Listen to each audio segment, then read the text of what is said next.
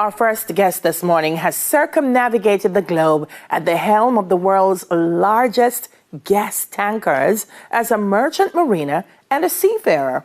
Zooming in this morning is boat captain, navigator, and founder of Sandy's Suitcase, Sandy Campbell. Hi, Sandy. Good morning. Hi. How are you this morning? I am so good and so happy to be talking to you on our Caribbean check-in. Now, as I read in the introduction, you have been a mariner, a seafarer in a male-dominated industry, lady. What are you most proud of? I think I'm most proud of just my resilience and just being able to have that stickability to stay in an industry that, it does not always have a lot of people that looks like me. Yes. So I think I'm proud of the fact of my stickability and just being able to hang in there against all odds and do a really good job at it. Yeah, and that's an amazing thing because so on two levels, you are correct. There are not many people who look like you, and there are not many women. What motivated you to pursue this in the first place and to keep sticking with it? It's so funny when I met the person who even told me about the maritime industry, because I'd never even heard about it. So I was in the College of the Bahamas, which is now the University of the Bahamas. And I was studying business management. And I was just about to wrap up my degree when I learned about the maritime industry. So you could imagine going and telling a Caribbean parent who has just put you through 4 years of college that, I don't want to do that anymore. I want to switch to a whole different career. That was not an easy conversation. No. So I finished my business degree at the College of the Bahamas, and then I immediately switched gears. I went to the State University of New York Maritime College, and I studied there, where I got my degree. I got my U.S. Coast Guard licenses, and then I had them converted to Bahamian licenses, and then I set sail. So it was basically just one conversation of somebody who knew someone who was working in the industry who told me about it.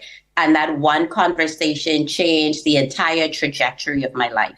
That's amazing. 15 years of experience at sea. And then you decide that, listen, I'm going to start curating travel experiences for people online. Lord, Sandy appears must have rolled your eyes again. Yeah. But, the thing is that I still work in the maritime industry. So I still work in the industry full time. And I've worked in the industry in a number of capacities over the years, as a consultant, as an auditor, as an assessor. So I still work full time in the industry, but I had to merge it with my love, which was travel, because working in the maritime industry has taken me all over the world. Wow. And every country I touched, it was so amazing to see. And I was like, I want other people to see this, specifically women.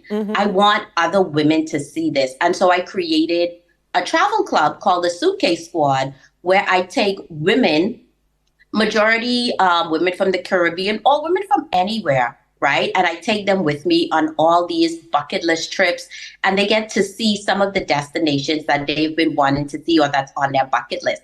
So I kind of merged the two. So, I'm a busy girl.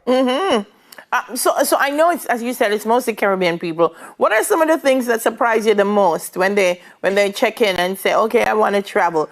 What do we want to see? What are the experiences that you find we're most fascinated with? So I think that from what I've seen from a lot of Caribbean people, we want to see the things that we see on Instagram. So all of the Instagrammable sites, the Balis, the Italies, those are some of the things that they want to tick off their list. Yeah. And it brings me such joy because growing up in the Bahamas, our vacation was always Miami, Fort Lauderdale, and Orlando. That was it. Miami and Fort Lauderdale to shop, Orlando for the theme parks. That was like the holy grail of vacation for us. So now it's so exciting to see us venturing beyond South Florida, beyond the United States and into the world. And the same thing with the Caribbean, to see my fellow Caribbean people like venturing out outside of the United States is just, I'm so happy and it just brings me so much joy. Yeah, yeah. You've been to maybe more than 56 countries. Um, Yes. Tell me your top five in terms of travel experience. Ooh, that's a tough one. I only get to narrow it down to five. Yeah, well, we'll see. Let's start with five first. Then I'll give you a broader. Um, well, first of all, I love traveling the Caribbean. So I've been to Jamaica at least 5 times. Nice. I also love traveling Europe. So my favorite destination in Europe would be Greece. Also, another in my top would be Ghana, Ah. as well as Brazil. Mm. And if I had to round out my five, the last one I would say would be the Philippines. Ah. You like places rich in culture and heritage. Mm-hmm. Yeah, Mm-hmm. yeah, yeah, yeah. Mm-hmm. I can I hear love that. I love the I love the cultural immersion. You know, when you Yeah. get there and you really get to immerse yourself into the culture, meeting the people, eating the Hmm. food, seeing some of the customs. Yeah. Like those are the experiences that I crave. Yeah. So if you had to advise me, Sandy, and say, Dana, there are five places you have to see this summer, where would those places be? Well, European summer is always trending. And Okay. it's a reason for that. Like Europe in the summer is just absolutely beautiful. Places like Greece, places like Italy and Croatia. I think those are go-to destinations for the summer, Mm-hmm. as well as persons that want to venture out a little bit further, maybe Southeast Asia. There's places like Bali. There's also places like Thailand.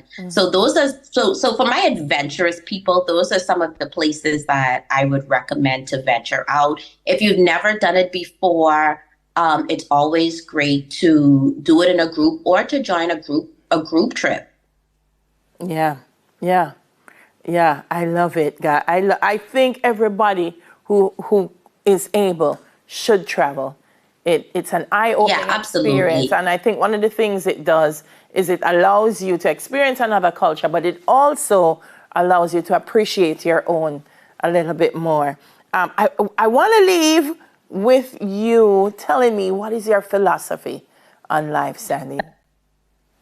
My philosophy, so I always like the quote or the saying, the journey of 1,000 miles starts with a single step. And that is one of the things that I've lived by. Whenever there is something just gigantic in the front of me or something that I want to accomplish, I always remember you just have to make the first step. Mm-hmm. And that's one of the leading principles that I've led my life by.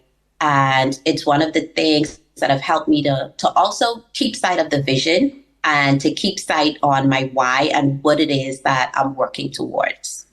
Beautiful. Listen, I gotta go check out Sandy's suitcase and get some advice on where my next adventure would be. It's so lovely to meet you and to talk with you, Sandy. Yes, you too. I had an amazing time. Thank you so much for having me. Our pleasure. Boat captain, navigator, and founder of Sandy's Suitcase, Sandy Campbell. That's our Caribbean check-in.